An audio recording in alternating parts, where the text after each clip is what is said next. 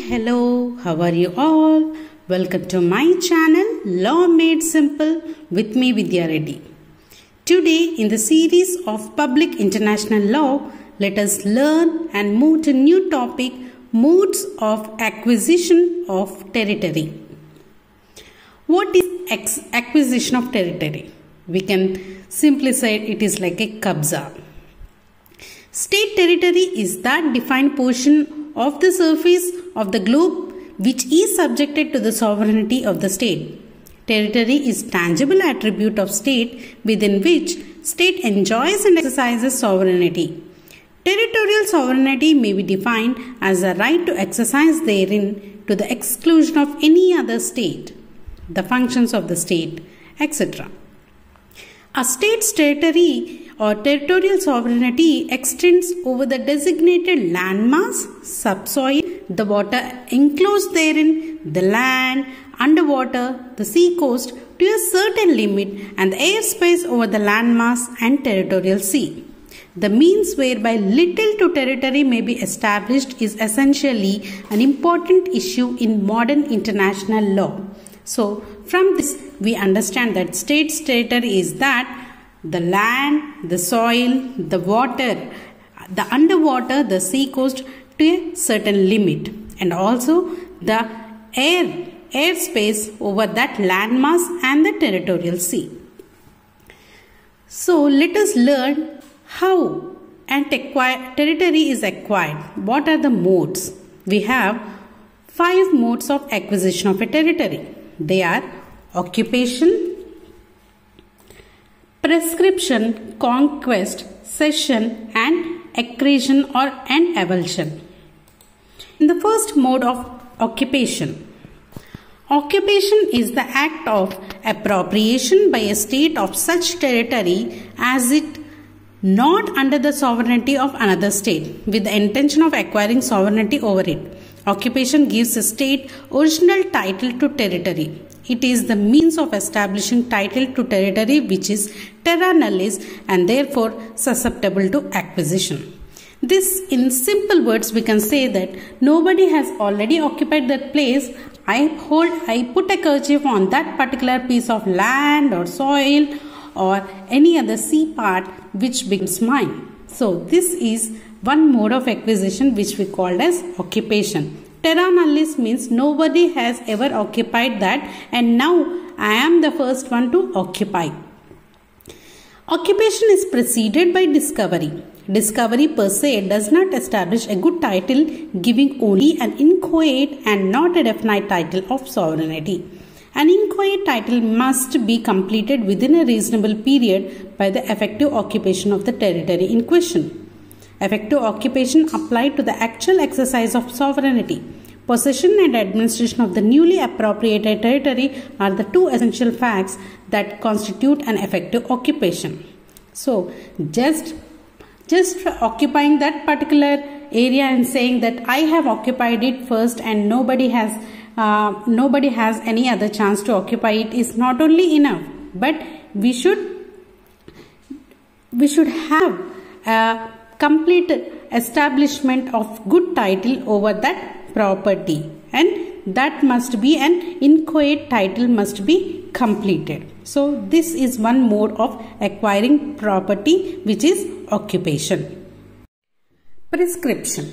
Prescription may be defined as the acquisition of territory by adverse possession continued peacefully for a long time. Prescription is the acquisition of title by a public, peaceful and continuous control of territory. Prescription involves a de facto exercise of sovereignty. International law doesn't prescribe a period of time or acquisition of title by prescription. The new title by prescription is acquired on the presumption that the original owner has abandoned his title to the territory in question, in the absence of any period of prescription agreed upon between the nations by treaties. The title by prescription could only be decided by the International Court having jurisdiction over such cases. Prescription is distinct from occupation as the latter can only arise in respect of virgin territory, while prescription can work to establish as it is over any territory. Prescription can validate an initially doubtful title provided that the display of state's authority is public. So from this definition you can simply say that prescription is nothing but you are occupying, you are in the possession of a property or you are in the possession of a territory which you are under for a long period of time. And in international law, the period is not actually mentioned. Prescription is not the correct mode of acquisition, but it is a de facto exercise of sovereignty because it is a continuous possession of a territory for such a long time, or the original owner has abandoned that territory and you are adversely possessing it because you are already in possession for continuous period for long time. So this is one method of acquiring the territory. The third mode of acquisition is conquest. The acquisition of territory of an enemy through military force and subsequent expression of it is called a conquest. Conquest is the mode of acquisition peculiar to the international community. To give effect to the conquest, there had to be not only the actual taking over, which is factum, but also an intention to take over. Frequently, the vanquished power would cede territory to the conqueror under the treaty. In the absence of a treaty, that the territory could only be annexed if hostilities between the belligerent parties have ceased. In 1970, Declaration of Principles of International Law concerning friendly relations and cooperation among the states in accordance with the Charter of the UN declared that no territorial acquisition resulting from the threat or use of force shall be recognized as legal. In the modern international law, territory cannot be acquired legitimately through the use of force, even if the use of force is in accordance with the United Nations Charter. The United Nations denunciation of the Iraq's invasion of Kuwait and subsequent annexation of that territory in 1990 is on the principle that force cannot give a good title. Conquest is under contemporary international law no longer recognized as a valid means of acquiring territory.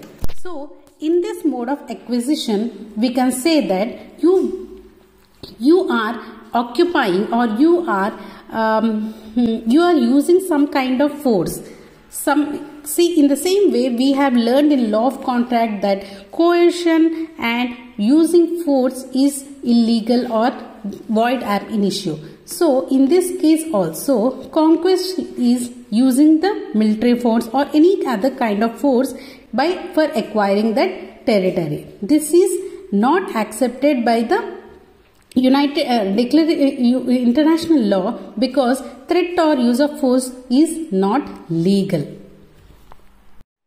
The fourth mode of acquiring territory is cession. The act of cession may be defined as a transfer by one state to another of a definite portion of territory. Cession is always effected by treaty, most frequently in peace treaty at the conclusion of a war. For example, the cession of Hong Kong by China to Great Britain after the Opium War. To some extent, the cession may be forced on the defeated power to obtain its consent to the transfer of sovereignty over a territory. Cession requires that one party assumes sovereignty and the other relinquishes it. One sovereign state is replaced by another. The acquiring sovereign cannot possess greater rights than those possessed by the predecessor. The emergence of the principle of self-determination has made the cession of territory between the states less likely. So in this session, after the war between the states, if the state loses in the war, then the occupancy or the acquisition of that particular territory is taken by the country which has won the war. So the same thing happened in the case of Great Britain by China. The Hong Kong is occupied by Great Britain because China has lost the war in the Opium War. The fifth mode of acquisition is accretion and avulsion. Acquisition as a mode of acquiring title may be defined as a slow addition made to the land of a sovereign state by the action of rivers flowing past it or by the ocean on the coast. Accretion involves the gradual increase in the territory through the operation of nature. For example, the gradual shifting of the river's course leading to the additional territory through the formation of alluvial deposit. In such case, addition becomes the property of the owner of the mainland. Avulsion refers to a violent change such as alteration in the river's course or the emergence by volcanic action of an island in territorial waters, namely the island of Skutuski, which appeared in Icelandic territorial waters in 1963. Both accretion and avulsion refer to geographical processes. If accretion occurs on a boundary river between two states, then the international boundary changes, whereas in the case of avulsion, the international boundary will remain where it was originally established. So, in this mode of acquisition, what happens is all the first four were all man-made, but the accretion and avulsion are naturally occurring modes of acquisition. In this acquisition, what happens is there might be a gradual increase in the soil because of the soil depositions on the sea area. So that particular area has increased. So there is an increase in the land area for that particular state. This can be an accretion. In the case of avulsion, a violent change in the river's course happens because of the volcanic eruptions. An island in the territorial waters of Skutuski has appeared in the same thing. The volcanic eruptions or emergence of volcanic action has increased the particular land area. So, in case of accretion, the land international boundary changes because there is an increase in the area, whereas in the case of avulsion, international boundary will remain changed only because that particular volcanic area is inside the landmass only. So we have 5 modes of acquisition. One is occupation, another is prescription, third is conquest, fourth is cession, and fifth is accretion and avulsion.